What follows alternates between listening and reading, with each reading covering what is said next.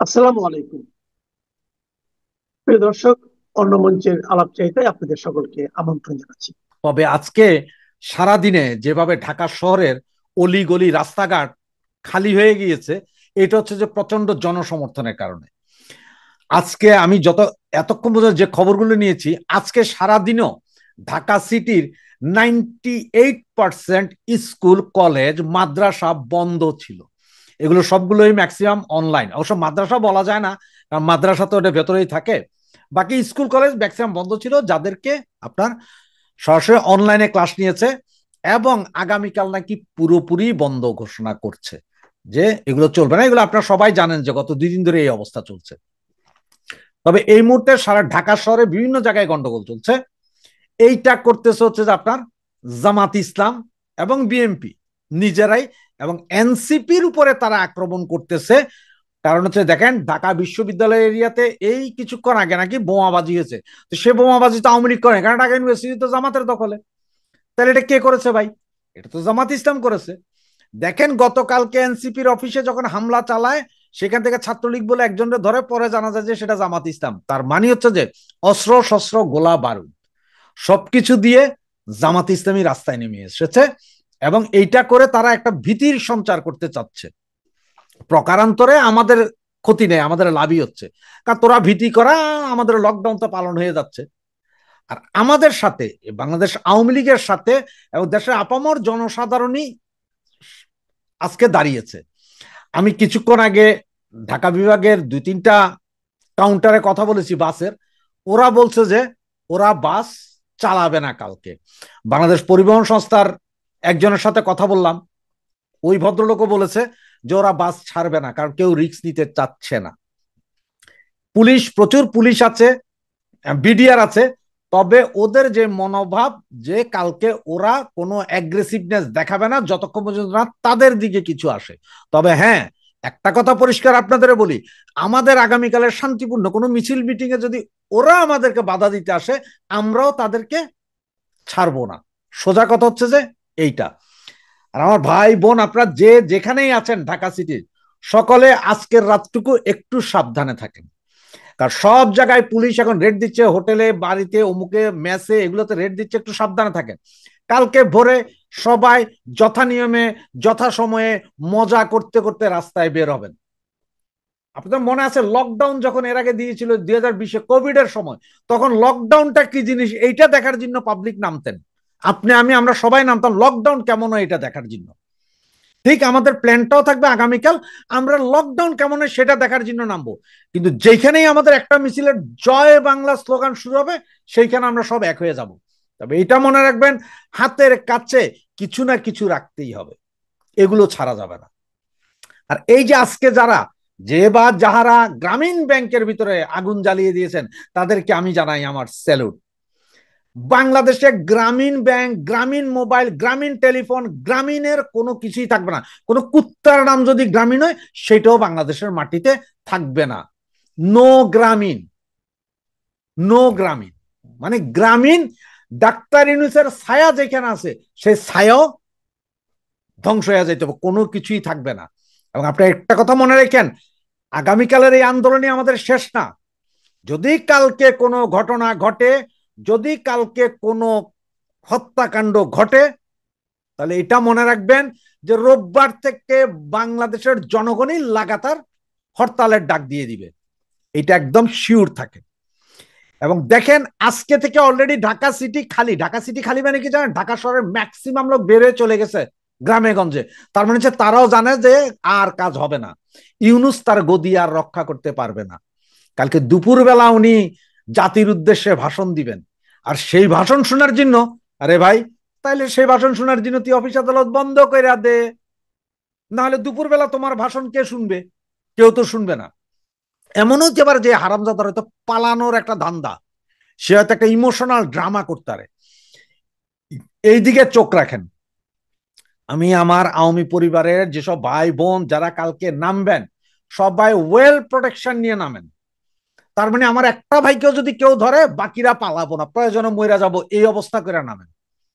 এটা মনে রাখেন, একের বোঝা, যেটা একজন যেটা বোঝা মনে করে, 10 জনের জন্য সেটা বোঝা না। তার মানে আমরা যদি 10 জন 15 জন 20 জন যদি বুক ফুলে দাঁড়াইয়া যায় না, এইসব সন্ত্রাসী যারা ওই যে জামাত আর বিএনপি একটাও সামনে আসবে না। আর এনসিপি ওগুলো তো নাই, তারপরে দুই একটা কুকুর বিড়াল যদি সামনে পড়া যায়, সেগুলারে কি করতে হবে আপনারা জানেন। ওই যে কেলানি আছে না, কেলানি, একটু কেলানি দিয়া ওগুলাকে পুলিশের হাতে দেওয়া দেয়, কেলানি দিয়া সোজা চান্দে পাঠাই দিবেন। যেটারে ধরবেন কেলানি, এরপরে চান্দে।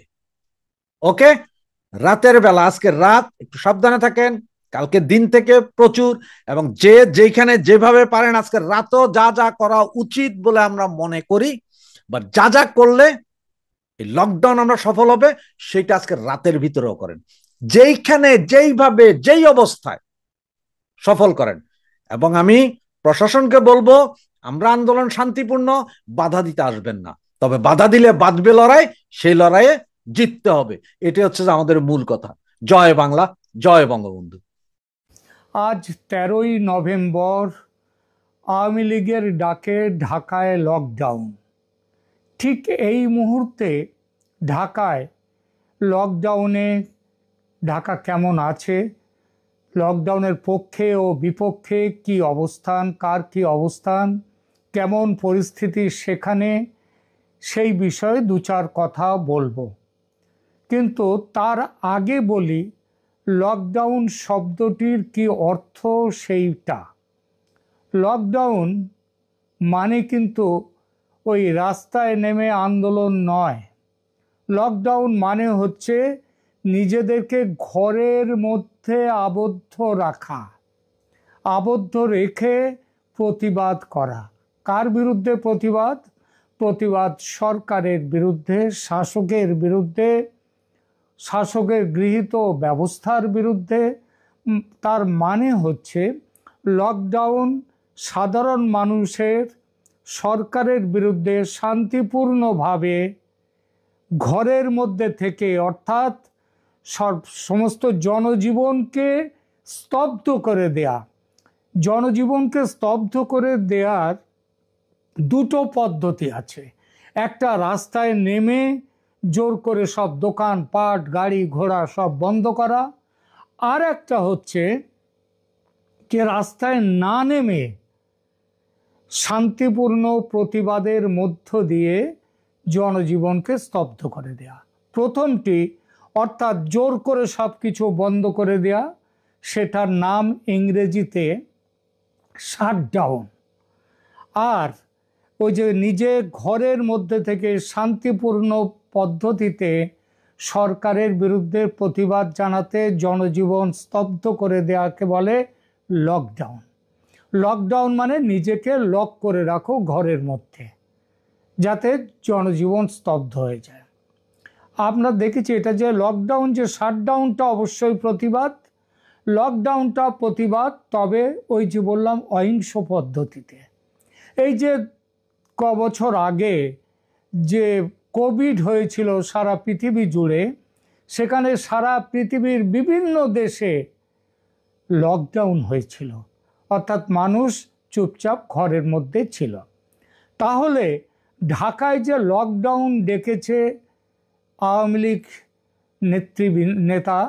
নেতারা, কিংবা আওয়ামী লীগের পক্ষ থেকে যে লকডাউন ডাকা হয়েছে, সেটার মানেটা তাহলে কি?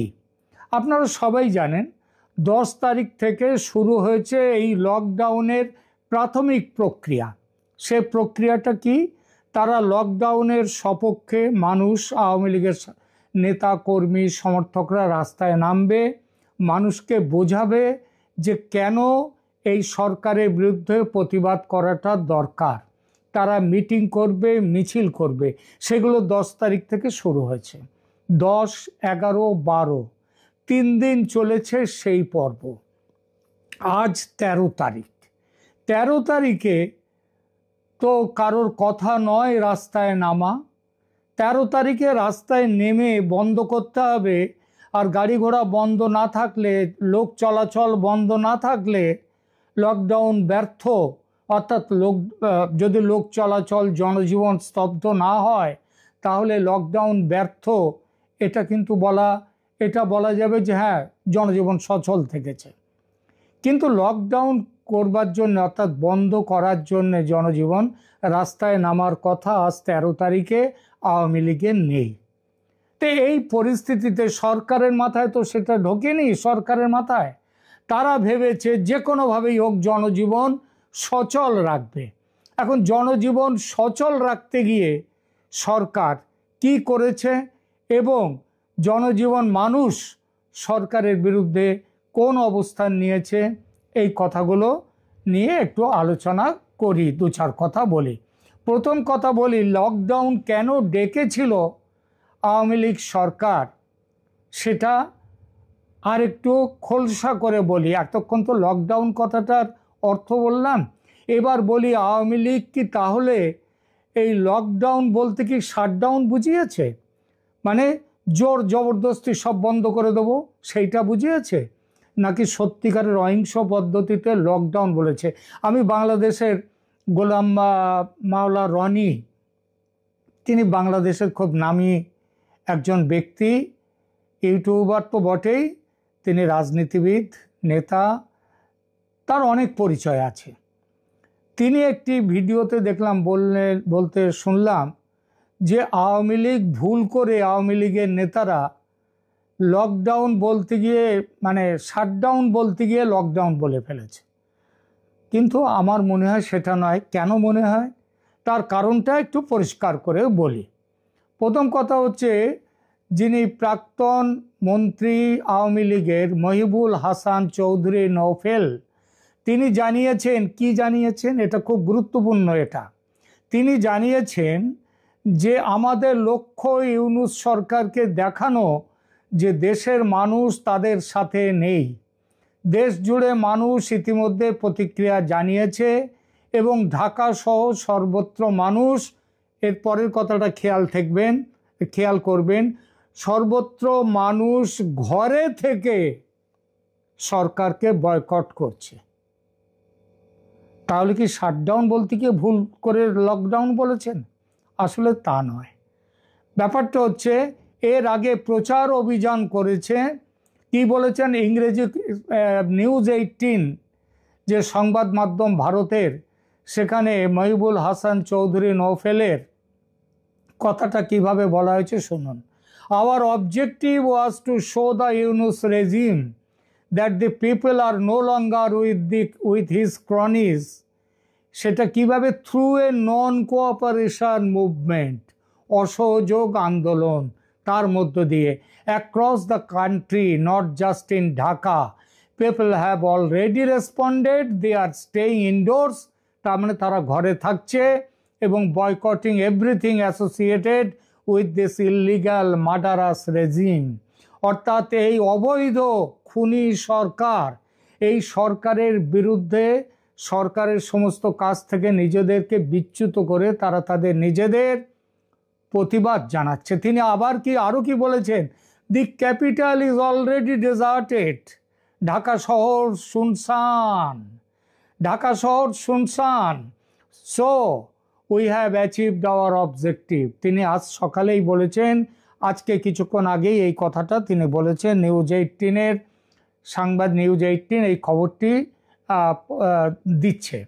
এইবার বলি, আওয়ামী লীগের কৌশলগত উদ্দেশ্য হলো শেখ হাসিনার বিরুদ্ধে আন্তর্জাতিক অপরাধ ট্রাইব্যুনাল যে রায় দিতে যাচ্ছে সেটি স্থগিত করানো। আজ 13ই নভেম্বর দিন ঠিক হবে কবে এই রায়টা দেয়া হবে, এইটা হচ্ছে প্রথম কথা। দ্বিতীয় কথা, এই অবৈধ খুনি দখলদার ইউনূস সরকারকে পদত্যাগে বাধ্য করা।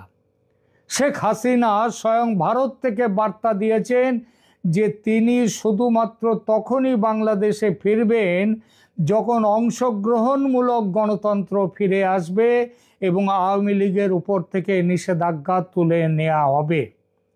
আজকে লকডাউনে আমরা ঢাকায় যে খবর পাওয়া যাচ্ছে, সেই খবরে দেখা যাচ্ছে যে সরকার বিপুল ব্যবস্থা আয়োজন করেছে, বিপুল ব্যবস্থা নিয়েছে এবং সরকারের সপক্ষে যে দলগুলো আছে সরকারের সঙ্গে, ওই জামাত, এনসিপি, ইসলামী দলগুলো এবং বিএনপি, তাদের সাথে সরকার বৈঠক করেছে ইউনূস।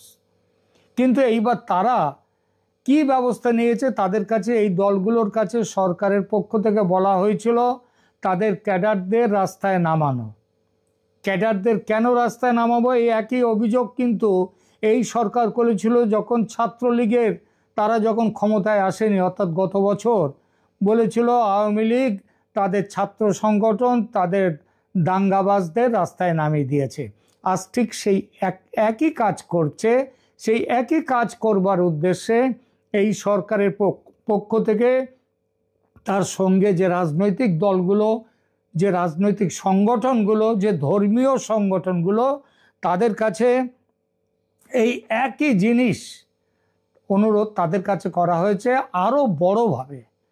সেটা হচ্ছে আপনারা আসুন, আওয়ামী লীগের তাদের এই যে লকডাউনকে ভেঙে দিন। আরে লকডাউন তো মানুষ ঘরের মধ্যে থেকে করবার কথা, আর সেটা করছেও। ঢাকা শহর শুনশান। সকালের দিকে কিছু বাস টাস চালাবার চেষ্টা হয়েছিল, সেটাও বন্ধ। সকাল থেকে সন্ধে পর্যন্ত এই যে লকডাউনের ডাক দিয়েছে আওয়ামী লীগ নেতাগণ, সেই তাদের যে এই ডাকটা সকাল থেকে আলো ফোটা থেকে সূর্য অস্ত যাওয়া, সূর্য ওঠা থেকে সূর্য অস্ত যাওয়া, এই যে সময়টা, এই সময়ে প্রথম রাউন্ডে সকালের দিকে তো দেখা যাচ্ছে যে লকডাউন সার্থক, রাস্তা শুনশান ঢাকার। কিন্তু বিকেলের দিকে পরে কি হবে সেটা পরে দেখা যাবে। এই ছাত্র শিবির এবং অন্যান্য সংগঠন তারা লকডাউনের বিরুদ্ধে কি করছে সেই বিষয়ে দু চার কথা বলি। তারা সরাসরি প্রতিরোধমূলক তৎপরতা পরিচালনা করেছে। আজ সকালে তারা ঢাকার বিভিন্ন এলাকায় ওই ছাত্র শিবিরের কেন্দ্রীয় নেতৃত্ব সহ কর্মীরা ঢাকা কলেজের সামনে থেকে শুরু করে সায়েন্স ল্যাব, নীলক্ষেত হয়ে ঢাকা বিশ্ববিদ্যালয়ের রাজু স্মারকে সমাপ্ত হওয়া একটি বড়সড় মিছিল আয়োজন করেছিল। তারা দেশ জুড়ে 14টি পয়েন্টে বসে থাকার সিট আপ, সেই বসে থাকার কর্মসূচির ঘোষণা দিয়েছে।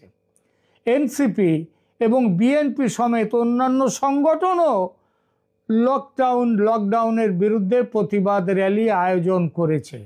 যদিও ইউনূসের সঙ্গে মিটিংয়ে বিএনপি বলেনি যে তারা কি করবে, কিন্তু আজ দেখা গেছে বিএনপি এই জামাত এবং এনসিপির সঙ্গে মিলেমিশে প্রতিবাদ র্যালি করেছে।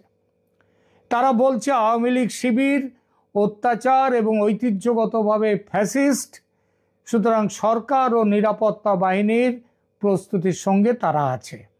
ব্যাপক নিরাপত্তা ব্যবস্থা ঢাকায় তৈরি হয়েছে, সেখানে নিরাপত্তা অপারেশন চলছে, বাড়ি বাড়ি গিয়ে আওয়ামী লীগ কর্মীদের খোঁজার চেষ্টা হচ্ছে। ঢাকা মেট্রোপলিটন পুলিশ, ডিএমপি এবং আধা সামরিক বাহিনী 17,000 পুলিশ সদস্যকে ডিপ্লয় করেছে।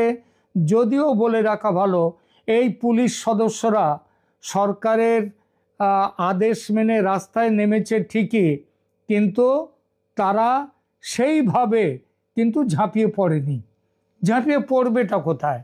কারণ রাস্তায় তো আওয়ামী লীগের কর্মীদের ঘরে থাকার নির্দেশই আছে আজ, এবং সাধারণ মানুষ যে তাদের সঙ্গে আছে তার প্রমাণ হয়ে গেছে যে রাস্তায় লোক নেই। ঢাকা মোটামুটি জনশূন্য ঢাকার রাজপথ। সেনাবাহিনী, র্যাব, বিজিবি এবং বিভিন্ন গোয়েন্দা সংস্থা মাঠে নিয়োজিত রয়েছে, কিন্তু বললাম সেটা ওই দেখনদারির জন্যে। নিরাপত্তা ব্যবস্থার মধ্যে রয়েছে ঢাকার প্রবেশ ও প্রস্থান পয়েন্টে অতিরিক্ত চেক পয়েন্ট স্থাপন। এখানে এই প্রসঙ্গে বলি, আমার কাছে সকাল থেকে বেশ কিছু ফোন এসেছে, আজকেও যেমন এসেছে, গতকালও এসেছে। চট্টগ্রামের এক বন্ধু, তিনি ফোন করেছিলেন, তিনি বললেন যে আমি ঢাকায় চলে এসেছি, আমার আত্মীয়র বাড়িতে রয়েছি। চট্টগ্রামের আমার গ্রাম মানে তার এলাকা থেকে অন্তত 50-60 জন তারা চট্টগ্রামে এসছেন, এবং গত 2-3 দিন ধরে তারা রাস্তায় নেমে বিভিন্ন প্রতিবাদ যে মিছিল সমাবেশ তাতে অংশ নিয়েছে। আজকে তারা কিন্তু রয়েছেন ঘরের মধ্যে এবং রাস্তা, কিন্তু মানুষ তারা এই ইউনূস সরকারের ওপরে যে কতটা বিক্ষুব্ধ তার প্রমাণ আজকে দেখিয়ে দিয়েছে ঘরের মধ্যে থেকে। একটা জিনিস বলি, সেটা হচ্ছে আমি তাকে জিজ্ঞেস করলাম আপনারা 12-13 তারিখে, এই 10 তারিখে, 11 তারিখে এবং 12 তারিখেও যে আপনারা বিভিন্ন জায়গায় যে সহিংস পথ নিয়েছেন, বাসে আগুন দিয়েছেন, ককটেল ছুঁড়েছেন, এনসিপির অফিসের সামনে গিয়ে বিক্ষোভ করেছেন এবং সেই বিক্ষোভের সেখানটাও সহিংসতা দেখা গেছে, এসবগুলো কেন করলেন? উনি পরিষ্কার করে বললেন আমাদের নেতৃত্বের পরিষ্কার আদেশ, কোনো রকম গোলমাল কোথাও হবে না। এই কোনো রকম গোলমাল কোথাও হবে না এবং তার জন্যে তার বক্তব্য বাসে আগুন, ককটেল ছোড়াই সবগুলো করা হয়েছে আওয়ামী লীগকে তাদের নামে এই দোষগুলো চাপাবার জন্যে, জনমনে নয়। সরকার প্রমাণ করতে চাইছে আওয়ামী লীগ ফ্যাসিস্ট, নতুন করে প্রমাণ করতে চাইছে। এই জন্য সরকার করেছে। এবার আর কি ব্যবস্থা নিয়েছে সরকার? বিভিন্ন জায়গায় চেক পয়েন্ট করেছেন, অতিরিক্ত চেক পয়েন্ট, পথের পাশে জ্বালানি মানে পেট্রোল ইত্যাদি বিক্রি করার যে ব্যবস্থা সেগুলো বন্ধ করে দিয়েছেন।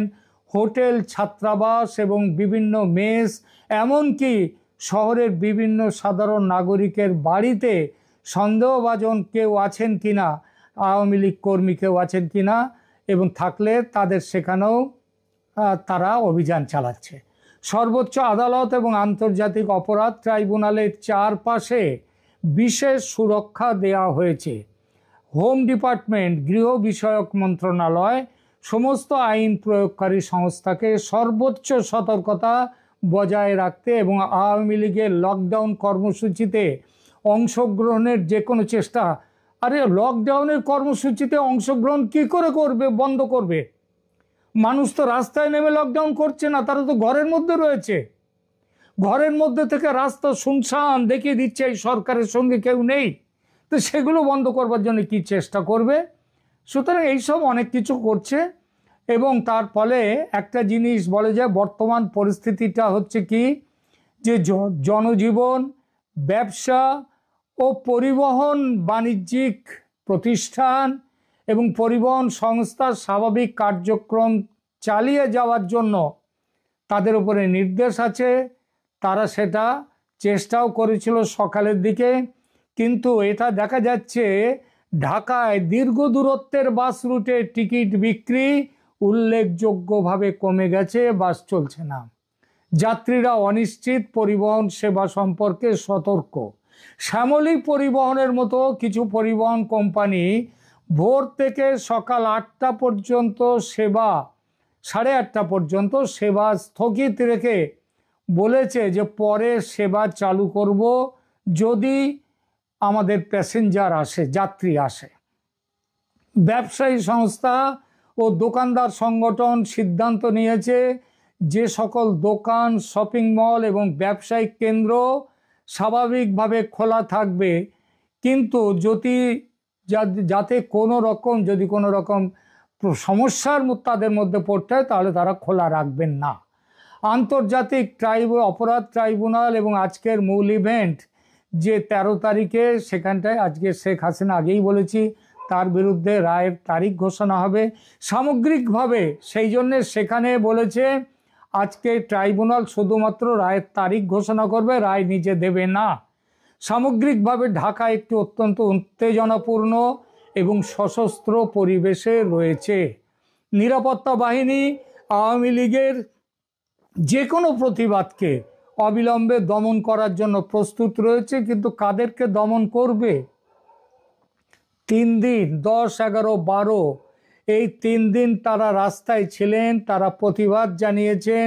তাদের নামে ওই ককটেল বোমা ছুড়ে আগুন লাগিয়ে তাদেরকে কালিমা দেওয়ার চেষ্টা করা হয়েছে তাদের ওপর, যদিও সেটা তারা করেননি।